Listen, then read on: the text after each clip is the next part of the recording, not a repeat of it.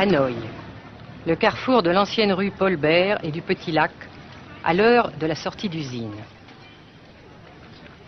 Pas une seule voiture, mais beaucoup de vélos sur lesquels se déplace lentement, machinalement la foule des travailleurs, dans une régularité impressionnante.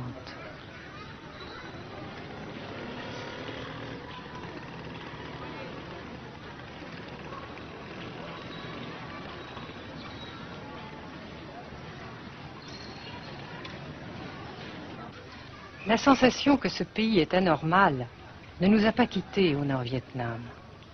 Anormal d'abord parce que toute vie individuelle a disparu au bénéfice d'un effort collectif extraordinaire. Dirigé d'une main de fer à l'intérieur d'un dispositif de sécurité draconien. Anormal ensuite parce que dans ce pays coupé en deux depuis 10 ans, un grand nombre de familles vivent le drame de la rupture qui alimente à sa façon la guerre du Sud. Est-ce que vous pensez, Monsieur le Président, qu'il y a une solution militaire à la guerre du Sud-Vietnam? Non. Parce que vous savez que le peuple Vietnam, c'est un. Et le pays du Vietnam, c'est un. Les Américains ont fait une guerre d'agression, comme qui dit, c'est une guerre non déclarée.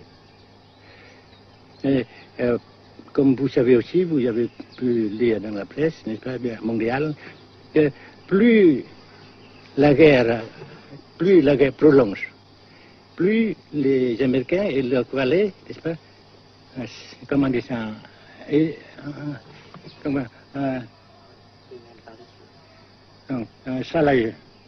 s'enliser, hein?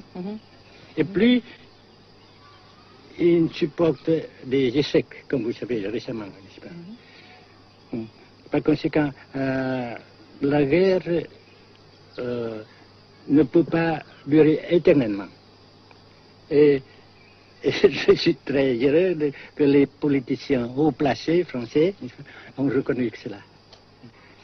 Vous pensez que le général de Gaulle pourrait en quelque sorte, à un certain moment, arbitrer le conflit? Arbitrer, qu'est-ce que vous comprenez par le mot arbitraire? Nous ne sommes pas des équipes de football. Mais au-delà des accords de Genève, si je ne me trompe, une idée du général de Gaulle est la neutralisation de tout le sud-est asiatique. Est-ce que c'est une idée qui vous semble intéressante? Comme j'ai déjà dit quelquefois, c'est une idée intéressante. Mais ça dépend encore de la volonté de ces peuples et la manière comment on procède à réaliser. C'est une grande question, n'est-ce pas? Et je ne peux pas dire que je suis d'accord. Et je ne dis pas que je ne suis pas d'accord, n'est-ce pas? Mais parce que vous dites, par exemple, vous dites fleurs. Fleurs, il y a beaucoup de sortes de fleurs. Il y a des roses, il y a des blanches, des rouges, etc. Et il y a qui sont bons et d'autres qui ne sont pas bons. Mais on dit fleurs. Monsieur le Président, nous avons constaté avec chagrin qu'au cours de notre voyage au Nord-Vietnam, que l'influence française était devenue à peu près inexistante dans votre pays. Les moins de 25 ans ne comprennent plus du tout le français. Et je me demande si, à votre idée, des rapports peuvent se rétablir tels que la France continue à jouer une sorte de rôle culturel ici. Avec la France, surtout, et avec tous les autres pays. Nous voulons avoir une coopération amicale, culturelle, économique, etc. Mais je suis sûr que vous ne voulez pas avoir, n'est-ce pas, que la France ait l'influence qu'elle avait avant. C'est une autre chose. Naturellement, c'est une autre époque. Mais coopération culturelle, économique, qu'est-ce qu'il y a encore, sportive par exemple, etc., n'est-ce pas, nous le désirons. Si la guerre se cristallise au sud et se poursuit encore pendant quelques années, pensez-vous que l'avenir économique du Nord-Vietnam soit viable? Je suis sûr que c'est non seulement viable, mais ça progresse. Parce que vous avez vu vous-même, vous avez constaté vous-même qu'ici, nous travaillons beaucoup, notre peuple travaille beaucoup, avec abnégation, n'est-ce pas, et avec dévouement, avec enthousiasme. Et d'un côté, nous travaillons pour, comment dirais-je, pour, principalement, n'est-ce pas, de nos propres forces, de nos propres... Et aussi, nous avons, n'est-ce pas, l'aide fraternelle des pays socialistes, n'est-ce pas. Alors, nous, jusqu'ici, et après cela, n'est-ce pas, nous avons déjà réalisé des progrès. Pas très grand comme nous voulons, mais nous avons réalisé des progrès. Et dans l'avenir, nous progressons nous-mêmes. Mais vous mentionnez là l'aide des pays socialistes. Est-ce que cette aide ne s'est pas trouvée légèrement compromise à la suite du conflit idéologique entre la Russie et la Chine? Non, parce que ces questions, n'est-ce pas, différences idéologiques entre nos différents partis frères, c'est nos affaires intérieures. Ça passera. Et l'unité, ça se fera. Mais l'aide fraternelle continue et continuera. Et c'est très précieux pour nous. Bien sûr.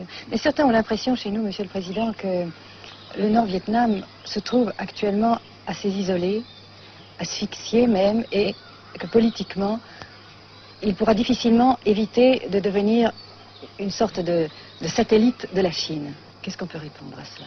Jamais.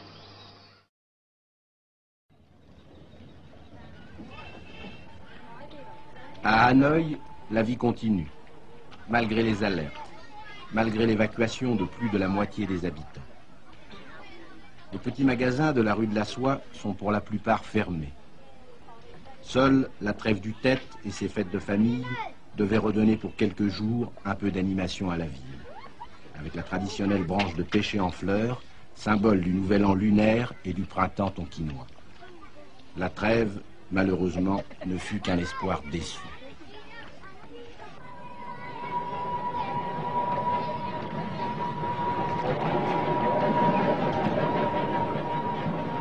Dans les rues, de grands panneaux de propagande donnent les informations de guerre, les statistiques officielles et quotidiennes des pertes américaines.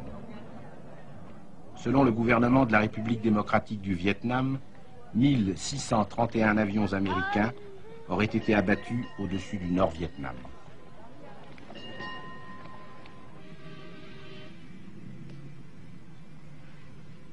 Le grand pont d'Oumer, construction métallique de 2 km de long à la sortie nord-est de Hanoï, assure toujours la traversée du fleuve Rouge. Sa sauvegarde est capitale. La défense antiaérienne du Vietnam, tant redoutée par les pilotes américains, dispose de nombreuses fusées solaires de fabrication soviétique. C'est la première fois que nous pouvons vous les montrer. Les rampes mobiles de lancement sont déplacées chaque nuit afin de déjouer les repérages.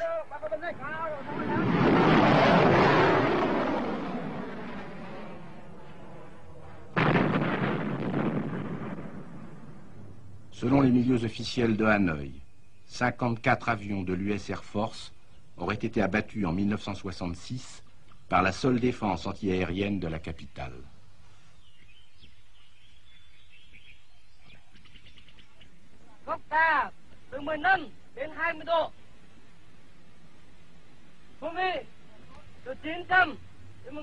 Pour la première fois également, nous avons pu voir les pilotes et les avions de chasse vietnamiens. Pour la plupart, leur formation a été assurée en URSS.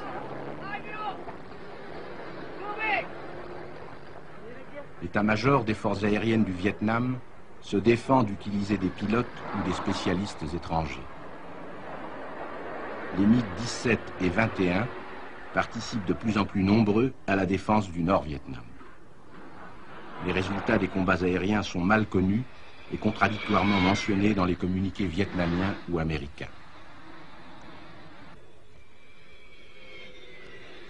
Le général Vo Nguyen Giap, ministre de la Défense, a répondu à nos questions concernant le point de la situation.